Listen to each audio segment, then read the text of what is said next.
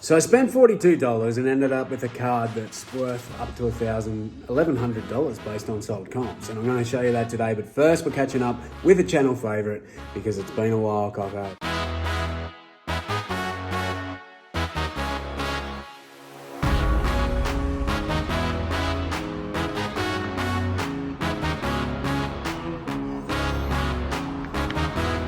So it has been a minute since I stuck my knob in the big red door of Savers, and the first thing I always do is go to the toy section to see if I can find something that I like. And there was a lot of baggies there, and you know I love a baggie, but there was nothing too crazy going in them. I know that these used to be like $2-3 to buy. Now they're upwards of $8, which makes it harder. Like some of these things I potentially would have got for whatnot. There's some Beyblades there that I'll probably throw through it. I think I ended up leaving the Pokeballs. I probably maybe should have grabbed those. I don't know how popular they are. But they're all just kind of random, as they are. But I thought, you know, I've got to get over here. It's playtime, according to that sign. Playtime, they say. And I came to play today. So I'm hoping I can get some good stuff. I did find this weird-looking bowl. Not something that I'd sell, so I palmed that one off to Bianca, who's back. There she is. She's got a basket full of stuff and she's ready to find some goodies for the stall. If you're not following The Gathered House, go over and check her out on Instagram. She sells some pretty cool shit. If you've been around this channel for a while, you might remember her. Anyway, let's get back on the hunt and let's see if we can find some stuff in these savers. We're doing 4 of them today, and they are chockers. We've just got to see if there's actually something good in them. I found this book, a hardcover. These aren't really worth a whole lot. $8.50, it's probably worth maybe double that. So obviously on eBay you're not really making money, but these are cool. I can't leave it behind.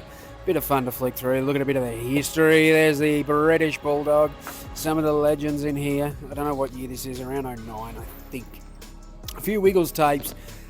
Some of the Wiggles tapes can be good money. I can't remember which one. Yummy Yummy used to be a Yummy Yummy one where you'd get a decent price, but I think that's dropped off to about $20.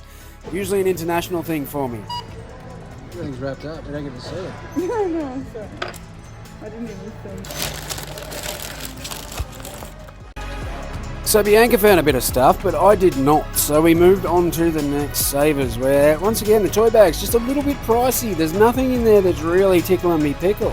Same on the collectible shelf. Some random stuff looked okay, but nothing that I really cared about. I found this little Stretch Armstrong. This is one of the modern reproductions. I love the 90s Stretch. Who remembers the Stretch from the 90s? I had one. I also found this tee here. It's a nice old one, single dingle, top bottom, but $15. You got something? I can see it. I did. I bought up. heavy posting, and I don't know what this is. Something. Awesome. Better than nothing.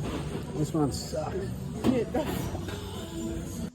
I love a cheeky cricket bat, but this is a kid's one, so I don't think it'll go for that much at $15. I left him there, and a few little toy bags here. Got some Space Jam Macca's stuff. I will probably throw this on Whatnot this week. So I know a lot of people have been loving that stuff. Some bootleg stuff here. I initially grabbed it, but I thought, nah, there's nothing really in there that's great. So I left him behind.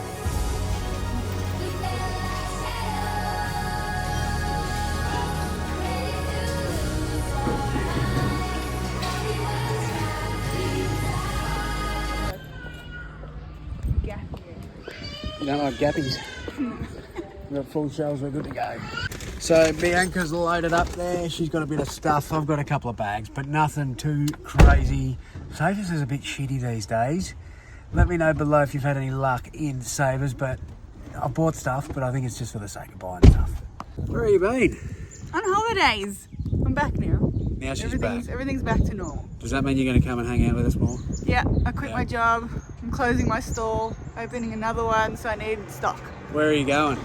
I haven't told people this yet, but I'm going to the Dalesford Mill Market. So do I have to edit that part out? No. No? So you want me to put it in? It's fine now. It's all out? Yep, yeah. Cool. All good. So that means we can do some more thrifts now. Yeah. Because our schedule's all I'm freed up. on, so we're good to go. Get back on the hunt. I didn't get too much today. It was a bit weird stuff that we can run through Whatnot. You did pretty well. I got some stuff, yeah. So jump over to her Instagram if you do want to see what she picked up today, because every time I went to look at it, it was wrapped up. So Sorry. what's the date? 5th? I don't know. I don't know. September. Jump over to Gathered House. I'll put it there on Instagram, and you can see all the stuff that she picked up today and every other day. Thank you. So as you all might know, I don't mind a cheeky wrestling card. Now, something that I don't love when it comes to trading cards is box breaks and repacks. As fun as they are, it's still gambling. So please be fully aware before you get sucked into this, that this is still a form of gambling when you pay money to hope to get a good card. A lot of the time, most of the time, you're probably not going to get anything. Generally, the breaker is the winner. Now, this isn't a box break. This is what they call a repack. Something else that I am not super chuffed about. And I put out warning to anybody that gets involved in a repack that, you're putting money into somebody's hand without knowing what you're going to receive. You may not get anything. And in this case, most people that are in it don't get it. So they're fun. Most people that do repacks are fantastic. The ones I don't like are, if you go to a show and you buy a repack and you have no idea what's going to be in it, there's multiple, you're probably going to get less than what you paid for. Simple as that. Now, in this case, I went on a bully card stream. Shout out to Adam. He does a fantastic job. He makes sure that when he does these repacks, you're getting bangers. So simple as that. The cards that can be pulled are bangers. The only thing is you don't know what you're going to get. So you pay what you want. The bid started a couple of bucks.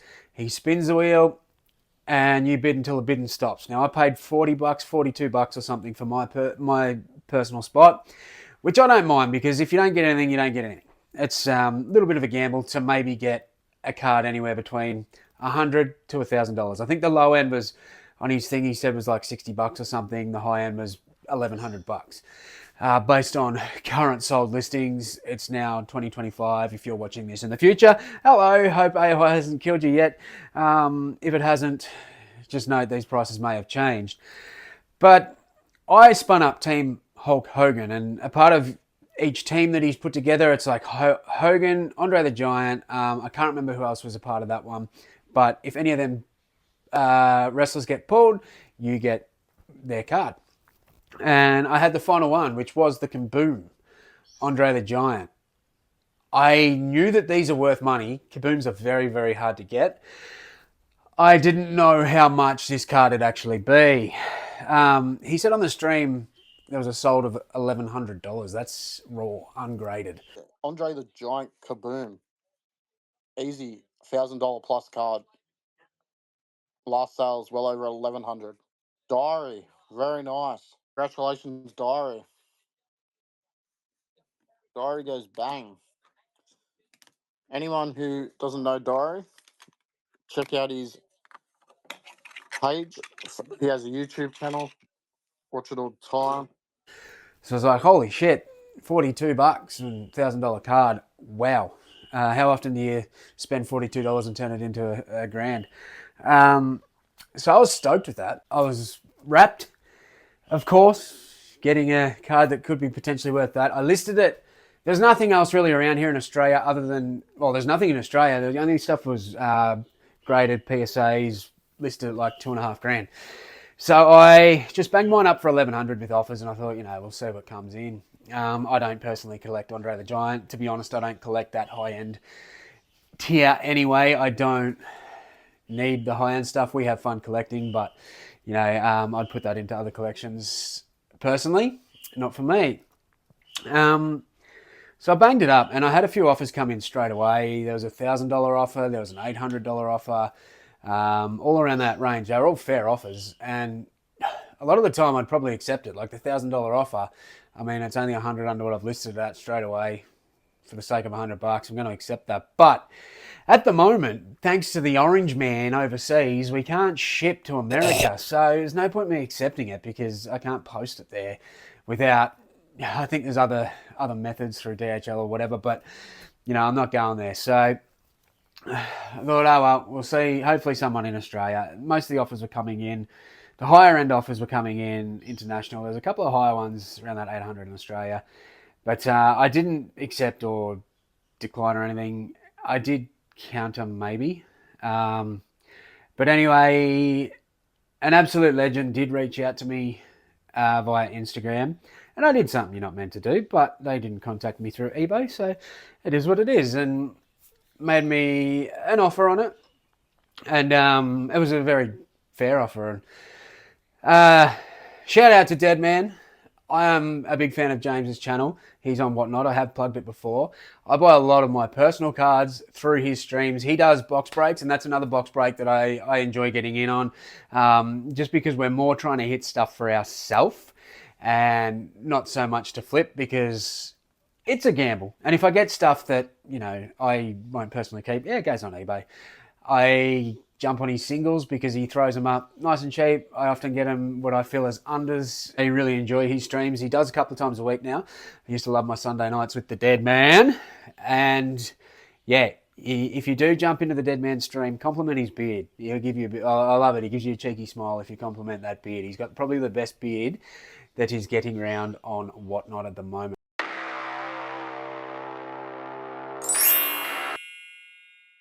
But anyway, I'm on a tangent here. I'm unmedicated. He did send me an offer, and I did double check with him that he was fine with me saying that. And the offer was $800, which is fair. He sort of asked me what I'd do outside of eBay, no fees, and I said, look, I really don't know. I've had a few decent offers come in, but I'm happy for it to go to him, and I'm always happy to help people out. Especially if I'm not sure his plans with it, whether he sends that off to grade, whether he sells it, or whether he's simply keeping it. I'm not really sure, but I know that if he's looking to sell, there's obviously room there for him to make the sale. Otherwise, if he's keeping or whatever, that's all sweet. I'm just happy that he could get a good deal. So that's why I do prefer people to sort of give me the offer, because I don't want to be going too high on him. I don't want to just go, it's $100 off. We'll go $1,000. Like, it's a bit scummy on my end too. So yeah, I do appreciate the Dead Man reaching out, and just a genuine offer. So, I mean, obviously I love buying my wrestling cards, and, hit me up if you got wrestling cards to sell. But in all honesty, if you do have higher end stuff, you're probably going to get a better price out of him. I've seen some of his advertisements, and he pays up to 80% of comps, which is really good. That's really good pricing. So you can't beat that. Simple as that. I can't beat that. So good on him. And appreciate you, Dead Man. Thank you very much. I'm glad that card's in your hands. And, well, we'll see what happens with that one. I'm not a huge fan of the gamble, as I said. I like a cheeky gamble on the footy. You chuck $20 on the multi and generally lose it. But not a huge fan of box breaks and that as such, even though I tend to at least go in one a week. I always go in Dead Man's if I'm on in time, but usually I end up in other ones if they're going cheap. They are fun, simple as that, but I feel like they could be very addictive, especially if you're a collector or if you're looking to flip, and it's a good way to lose money fast. The breaker generally always wins because they're paying for their box, they get their price back, they know what they're getting, and you may get something good, you may not get anything at all. But, and this, yeah, once again, it was a repack, not a box break, but not often they fall in my favour. Wasn't the only card I got, actually. I got a couple of cards because I did buy a couple of spots in the end. And I also got a nice little Roxanne Perez auto, which looked to be comping around that 100 mark. So once again, I've had offers for around 100, but they're all international, which is killing me because a lot of my sales go international. So the sooner they fucking sort that shit out, the better. But anyway, massive thanks to James the Dead Man for buying that hassle-free. That's gone off to him now. And big thanks to Adam over at Bully Cards. I strongly suggest if you do like that sort of stuff, you do enjoy a cheeky little repack. I mean, the spots start at $2. I don't know what they're always going to go for, and I think I paid about $40 for that spot out of a potential, I don't know how many spots he runs, maybe 20, and to end up with a $1,000 card. Basically, every card he's pulling out is a banger. So if you do pull a card, you're definitely getting your money back.